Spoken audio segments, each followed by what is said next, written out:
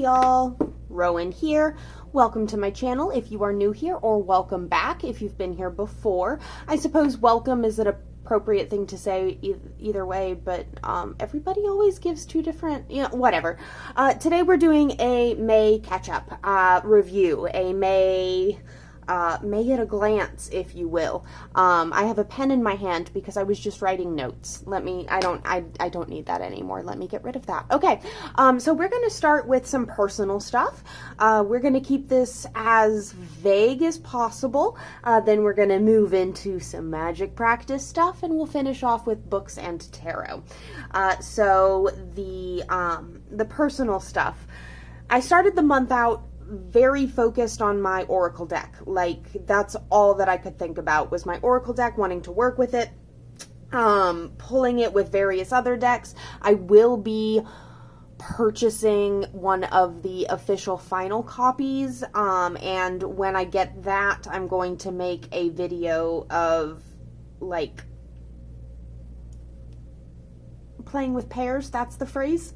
Excuse me, I don't know why that just left my brain, but I will be making a playing with pairs video with my oracle deck soon, so keep your eye out for that.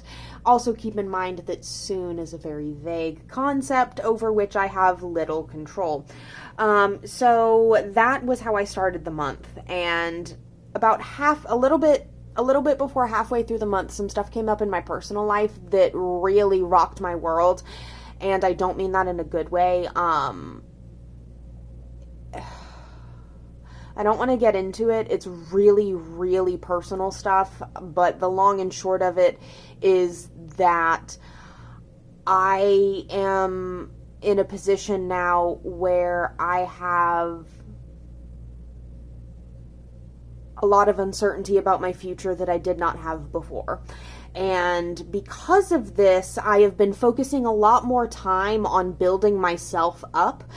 So in previous months, if you've been watching my channel, you'll know that I had done a self-transformation ritual to try to help me to become a better version of myself, quit some of my bad habits, and move forward in my life. Well, I've been really focusing on bringing that into fruition in my mundane world, as well as in my magical life.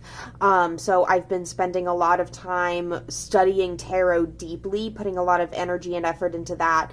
I've been spending more time on the yoga mat, even if it's just to stretch myself out. It still wakes up and moves my muscles. I've been trying but not succeeding at managing my spending, my impulse spending, and I have been trying and somewhat succeeding at managing my drinking. So I still have not been smoking. I have been vaping my Delta, TH, whatevers, but I have not been smoking. And so that's been a really big part of my self-transformation as well. I also went ahead and did something for myself that I've wanted to do for a really, really long time, and I got my nose pierced. Not just one side, but both sides. Not the septum, but the nostrils. I got my nostrils pierced. And I really want to, after it heals up, wear this really cute ring across my nose. Or not ring, a chain across my nose. But that'll take at least 9 months before I'll be able to get into that territory, because it really needs to heal. So I'm going to give it a year or so. But there was some drama with that. Body modification never goes easy. So what happened is that one day, about a week after I had gotten my piercing, I wake up to my kitten kicking me in the face as he leaps off of the couch to do God knows what. He kicked me in the face and ripped off the stud head of my nose piercing. That was real gold, and it's gone forever. It was white gold, so it's roughly the size and shape of a piece of cat litter. We have carpet in the living room, so it's gone. I had to buy a new one. Went in, had them put it in. That was over $80 of pain to buy a new one, because again, the studs are real gold, so like they're not inexpensive. So I had to get a new one, had them put it in. It was the wrong size. Like not the gauge, but the diameter of the piercing did not match the other side of my nose. So I had to then go back, have them swap it out. And rather than the piercer swapping it out, the sweet lady who was helping at the front swapped it out for me. And I don't know how much you know about piercings, but my nose piercing is on the internal part of the rod that goes into the hole in my nose, right? It's got a hollow in here. It's got a hollow right here. And the piercing has a notch, I guess, in it, so that it's not straight, but it sits at an angle. And the piercing goes in like this, and then it sort of holds it in place, right? Like the notch holds it in place in that hollow. Well, I don't think she notched mine enough because it was just lifting out, easy peasy lemon squeezy, and I accidentally picked my nose without paying much attention, and the entire piercing fell out. And I was not able to get it back in fast enough. It healed up within minutes, and now I have to wait for 3+ months before I'm sorry, 3+ weeks, not months. It's not that bad. It's only weeks. I have to wait for 3+ weeks before they'll be able to re-pierce the other side of my nose. I'm hoping desperately that nothing scars or gets ugly, and I'm hoping desperately that when they re-pierce it, they're able to get it as perfectly symmetrical. It wasn't actually, but it looked perfectly symmetrical as we did the first time, because my piercer was lovely on the first time and put a lot of effort into making sure that it was exactly what I wanted with location. And so I really want it to look as good as it did at first. So I am bummed about that, especially because getting the piercing was in my small, like, if you are in the body modification community, you understand that piercing or tattooing is a method of controlling the body, controlling the form when the rest of the world is uncontrollable. And the stuff going on in my personal life, I really needed this to work out, and so I've been going through it. I also I've mentioned in a previous video that I was doing an ADHD diagnostic test. My father is diagnosed with ADHD, and I worry that I struggle with it as well. Well, the diagnoser basically told me that my cognitive scores were too high to have ADHD. So I am too smart to have ADHD. No, she says that it's probably just my anxiety and depression contributing to my inability to function, make decisions for myself, pay attention to people, etc., which is really frustrating to hear, because either it means that I'm not being taken seriously as a candidate for ADHD, or, and this one I think is more likely, it means that despite everything that I'm doing for my anxiety and depression, it's not enough. And that's what hurts. Oh my God. It is. I was like, I know that having another diagnosis wouldn't have made it inherently easier to deal with the symptoms, but it would have at least given me a new path to explore. But what I was told was basically, yeah, we're already doing everything we can. You're the problem. And I know that's not how it's meant. I know. But oh my God, it is so hard to exist sometimes. And I wish that it were as easy as maybe there's just a different route of treatment that we haven't considered. But no, I get to live like this some more. So that's cool. So yeah, I've been having a difficult month, but I have spent more time hanging out with friends to try to cope with the upset and the turmoil. So I did a movie festival night at a bar with my husband and some of his friends for a short films movie festival. I went to a drag show with some friends from a previous job that I've had. I was supposed to go to a surprise birthday party, but I got sick and did not go to that. Because I actually ended up having to call out of work because I was sick. So that fell through, which was a bummeroony. But it would have been more socialization than I've had in years. Let me be real about that. Let's take a look at my notes over here. Okay, so that's basically all of my personal life stuff. It's been a real downer of a month, but hey, let's talk about some things that are fun. Magic. Magic is fun. I had made, let me just get them here out of my energy chargy thing. I had made some devotional jewelry. this was really fun. The idea came from a video that was posted by the Norse Witch. I actually don't remember if I ever watched the video, but I did intend to. And just the title and little thumbnail were enough to inspire me to go ahead and make my own devotional jewelry. So this rose quartz heart is for Aphrodite, and this strophalos and key charm, these are for Hecate.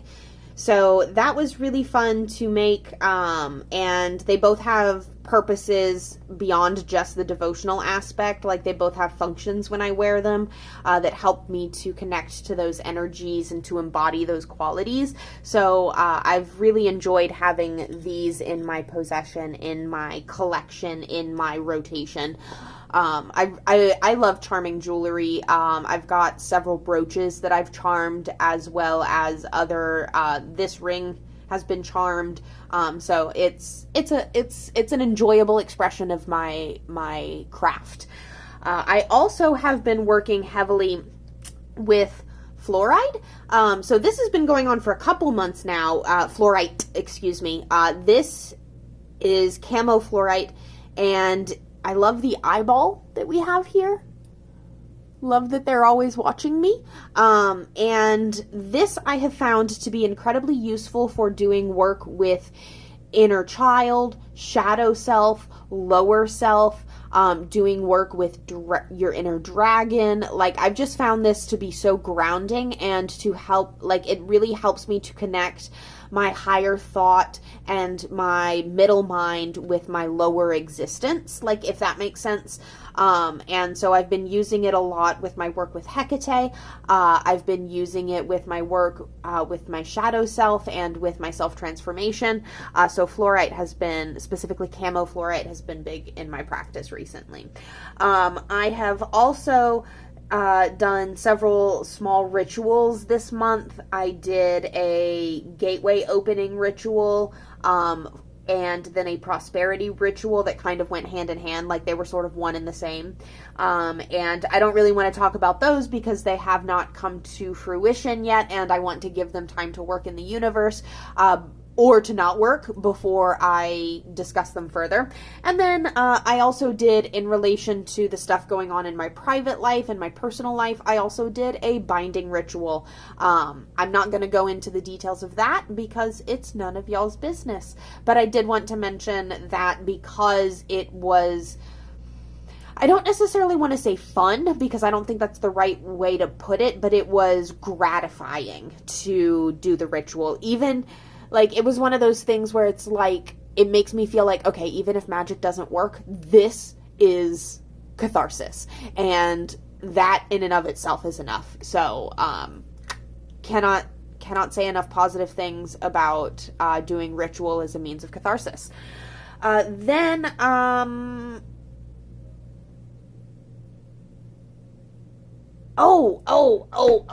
I went to a magic shop. Okay. So I recently went to a magic shop and purchased some items for my personal collection. I don't have, other than my own collage art, I don't have any images of Hecate.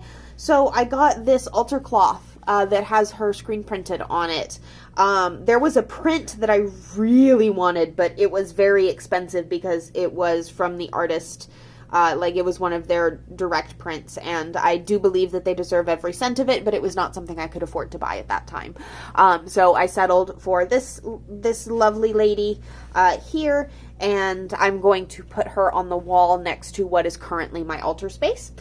I also went ahead and grabbed this Strophalos coaster type thing.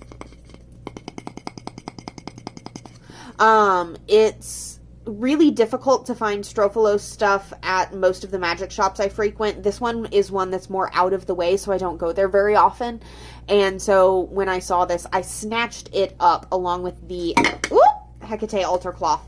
I was really happy to find those. And then finally, this is a chalkboard. Isn't that cool? So this is for sigil work. I've got this here. I went ahead and purchased this so that I can do sigil work and jewelry charging with it.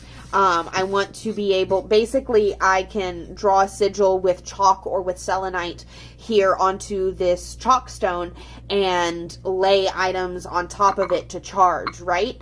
I could also put a sigil here and put my cauldron on top and do some blah, blah, blah, blah, blah, blah, blah in here, right? So there's like a lot of different ways that I can use this, so I snatched this bad boy up as well. And I did not buy an oracle deck at that magic shop. I did not buy a tarot deck at that magic shop, even though they had an oracle deck that I had previously thought that I wanted. Because I had decided I didn't want it anymore, I was stronger than the urge to take it as a sign. I did not get the Oracle of the Radiant Sun. Maybe someday I will, but the day that I went to the magic shop was not that day. Anyway, that pretty much covers my magic stuff. There was some other stuff that I could get into, but I would like to keep it private. There was a lot of magic work that I did this month that was very based on some raw emotions, and in order to convey that magic work, I'd have to convey those emotions, and I don't want to do that. Yeah, okay. Let's talk about tarot decks. I did not acquire any oracle decks this month. I only acquired 3 tarot decks, which is still too many. That is one too many in my opinion. I'm allowed 1 per paycheck, and I overdid it because I was vulnerable. I don't know what to tell you. I drank more wine than I should have, and I bought more tarot decks than I should have. Sue me. Please don't. I don't have very much money. So the first deck that came into my possession was entirely one based on emotional frailty. And this bag that I have this deck housed in was originally made for another tarot deck that is no longer in my collection. That I'm not even giving it away. It's a bad tarot deck, but the one that's in it now is very good. And that is the Zerner Farber Tarot. This bad boy is itty bitty. It's Trump sized. It's so little. Look at it. It's cute. It's got matte gold gilding on the side, so it does not hurt your hand, and it is very sturdy to wear and tear. It has collage, fabric collage texture, so it's very plush, very colorful, lots of pinks, blues, and purples.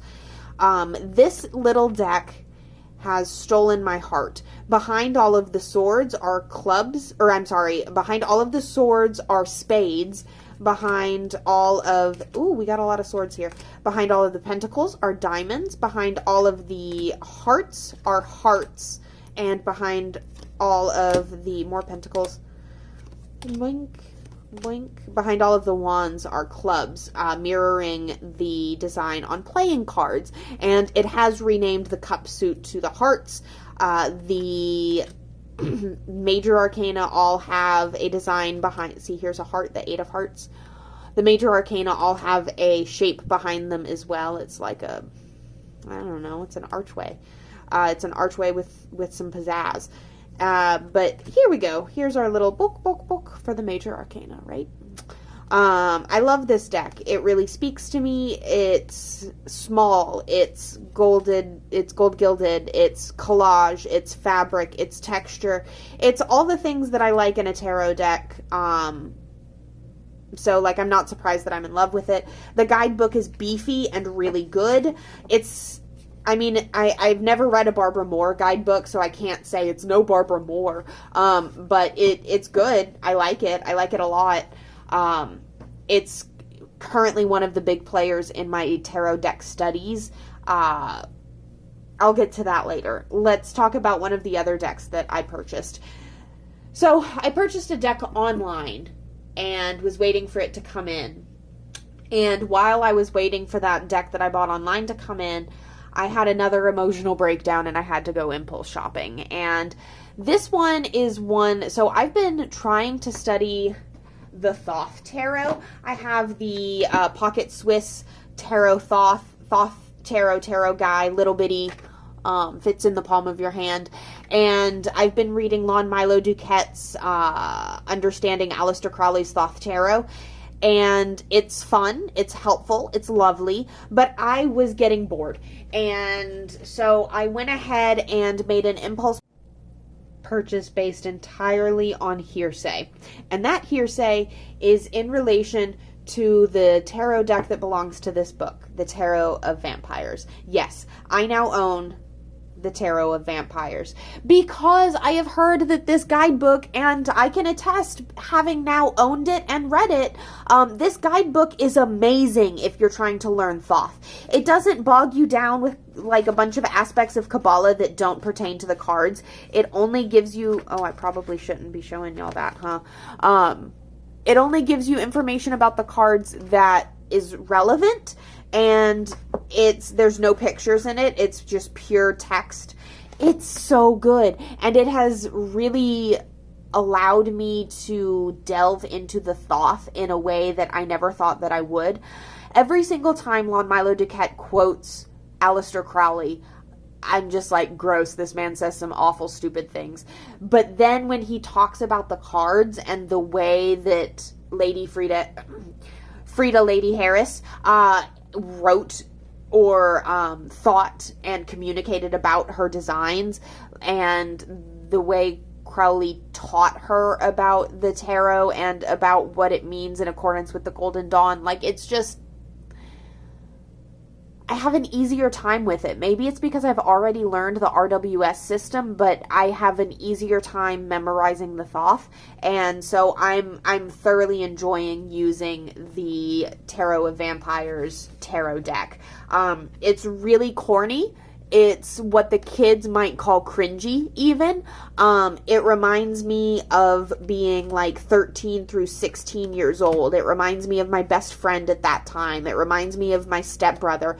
It reminds me of like all the edgy kids I hung out with in middle and high school. It reminds me of the aspects of myself that I thought that I grew out of and I thought that I was too good for, but I come back to this deck and it's like, damn, they're still there. I'm still there, and I'm still an emo little fuckwit who likes vampires. I don't think that they're inherently sexy. I do kind of think werewolves are inherently sexy, so I should probably talk to a therapist about that one. But yeah, love this deck. Love this deck so much, and it's embarrassing how much I have wanted to reach for it just to enjoy this vampire artwork.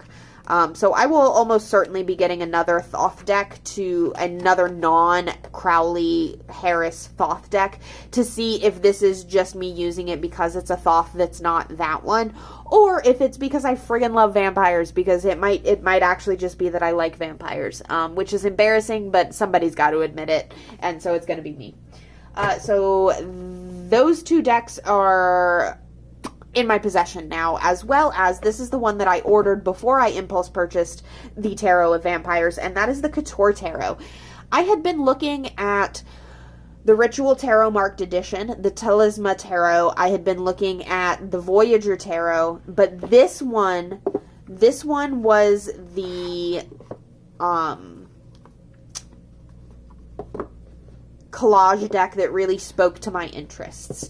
The Voyager came close, but the way it changes up the basic structure of the tarot just didn't resonate with me, so I went with this bad boy. The images here are all collaged from artwork in fashion magazines, photography in fashion magazines.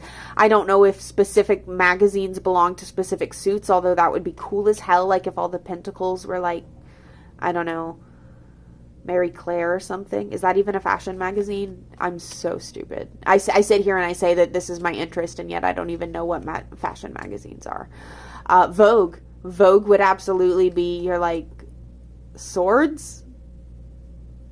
Don't quote me. But this deck at first gave me trouble. Oh, I have edged it. I also edged this one. It did not come with red edging. I did that on the Tarot of Vampyres. And this bronze edging was me as well. It came bare.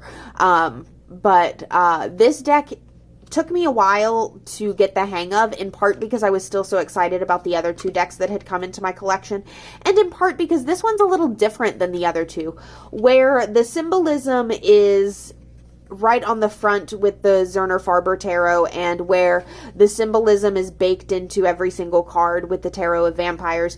In this one, it's less about, less about the actual symbolism and more about the vibes of the symbols that were chosen.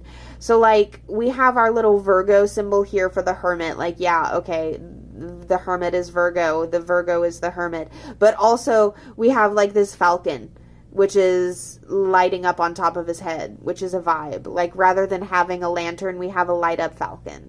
That's just the energy. Why? I don't know. Ride with it, roll with it, dream with it, rock with it. When are we going to stop with it? This deck is full of heroes. I was going to keep quoting 21 Pilots, but it fell away from me. So, quite frankly, you're welcome for my failure to complete that joke. But this deck is really cool. I thoroughly enjoy it. I have loved the readings that I've gotten with it. It really, like, the first time I sat down with it and I said, hey, who are you? It said, I am your mother, bitch. Not literally, but basically the energy that this deck gave me was, I'm here to tell you what you need to know, whether you like it or not. You're not the Hermit. I am the Hierophant, and you are going to come with me, and you will get out of your own head, and you will learn a thing or two. And, like, literally, it gave me the Hierophant card for Who Are You? And that is a card that has been coming up for me a lot lately for something that I should, like, turn to. Like, this idea of turning to spiritual knowledge or traditional knowledge for comfort in this time and for self-betterment in this time. And so when this deck told me I am the Hermit, I am the Hierophant, I was like, oh, okay, Daddy's here, Daddy's come to play. And so that's the work that I've been doing with it, is like, okay, really deep stuff. Like, what can I fix today? Like, what energy can I best work with to fix something today, kind of thing. I really enjoy this deck. I don't know if it will be the end-all be-all of collage decks for me, but it gives me what I wanted when I got it, which was an energy. This deck has an energy, and I don't know why it's not bronze gilded. It absolutely should be. It makes the most sense for this deck, so I did it myself. That's the Couture Tarot. So that's basically everything that's been going on with me this month. Hopefully next month is better. We'll see, though. Honestly, I'm, like, the personal stuff is, like, the kind of situation where it's not going to be resolved for months and months and months, if ever, and it's just going to be one of these things that I have to live with knowing. And there may be action that I take that gets me fully away from the situation, or it might be a thing where I figure out how to navigate the situation and how to live with it. And so that's where I am, basically, right now. That was a really vague TMI, but thank you for hanging out with me. Thank you for listening to me talk about tarot. I'm so sorry that there hasn't been enough videos this month. Like I said, personal stuff comes first. This is not my job. This is a hobby. I have to keep it there, or else I will start pulling my teeth out over it. If you know of any of my decks that you would like to see a video on, please leave that in the comments below. If you would like to give me any kind of feedback, even if you want to call me a stupid poo-poo head, go ahead and leave that in the comments below. It helps the algorithm, even if it hurts my feelings, so that's cool. It is very helpful to me if you like this video, as well as subscribe to my channel. I really like tarot, and I really like talking about tarot, and so even though I have to prioritize other stuff sometimes, like, this is still where I come back to when I want a safe space to just kind of chit chat. I don't know. I've only been doing this for a little while, so maybe that sounds kind of stupid. Maybe it is kind of stupid. But the fact of the matter is, I would love it if you helped this video to get a wider audience so that I can find more like-minded people to chit-chat about tarot with, because it makes me feel better as a person. Okay? Okay. Also to talk about magic with, because magic is like a big thing, and I am trying to keep my magic practice from becoming tarot only or tarot centric.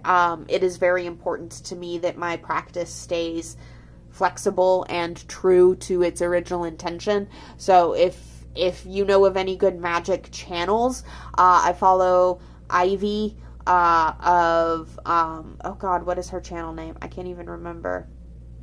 her name is Ivy Corvus. I follow the Hearth Witch. There's another one who I think is German that I cannot, or possibly from the Netherlands, but I can't remember her. The Cookery? The Witch's Cookery? Anyway, thank you for hanging out. Thank you for listening to me ramble. I don't know how long this video is, but it's probably too long. However, I still have sunlight, so that's a positive. I'm just going to say goodbye. Goodbye. I love you. Mwah. Like, comment, subscribe. I'll see you next time. Bye. Oh my gosh, I don't even know if this was worth coming back and filming some more for, but I did want to mention that I have been working on my tarot... my tarot study guide book project thing. I have gotten entirely through the major arcana with cards that I feel do a good job of reflecting the suit, as well as notes on the suit, not the suit, cards that I feel do a good job reflecting the major, as well as notes on the card. And I am now into the wands, or I have started on the wands, the swords, and to a small extent the cups. Have not even touched on the pentacles yet, but I am slowly but surely getting this thing done and making this beautiful, and I've spent a lot of time with my head in this while hanging out with my husband this month, so even though it's not really important, and it's not done yet, I did want to mention that I'm working on this so that when it is done, you're not like, what? I've never heard of that. So this is my tarot study guide, my card analyses notebook, in the back. In addition to having card information about all of them, it also goes into spreads. And then I have information on different oracle decks and like keywords that I can work with for them. And then I have information on the decks that I have purchased. So that is a fun little project I've been tackling. So wanted to mention that before I let you go. Okay, also one more thing, and I know I mentioned it earlier, but I need to talk about it more, and that is that I made an oracle deck. This is Mixed Metaphor. This is my baby. Mixed Metaphor, Mixed Media is an oracle deck that you can get on the Make Playing Cards website. This is not the final version of it. As I mentioned before, I will be purchasing myself a final version. Excuse me. I will be purchasing myself a final version here soon, and then I will show you that in action with other decks. But this is a deck that's meant to sort of mimic the way our brains are capable of jumping and making connections where there may or may not be some, but those connections can help us to have a deeper, more meaningful understanding of the thing in question. So this is sort of meant to connect those ideas for you and to help walk you through the journey of connecting disparate or oftentimes far more connected ideas than we think, or some of these are pretty obvious, I'm not gonna lie. But yeah, check out my oracle decks, my oracle deck Mixed Metaphor, Mixed Media, available on Make Playing Cards. Link is below. Thank you for hanging out with me. I appreciate your beautiful faces, especially you. You know who you are. Mwah! I love you. Bye.